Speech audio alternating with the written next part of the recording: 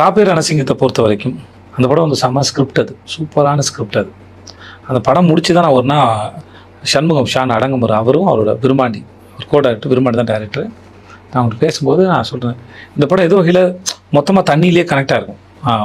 ஊருக்கு தண்ணி பிரச்சனை, ஹீரோ வந்து தண்ணி வருதான்னு பார்க்கக்கூடிய ஒரு ஆள், லவ் அப்படி வந்திருக்கும்.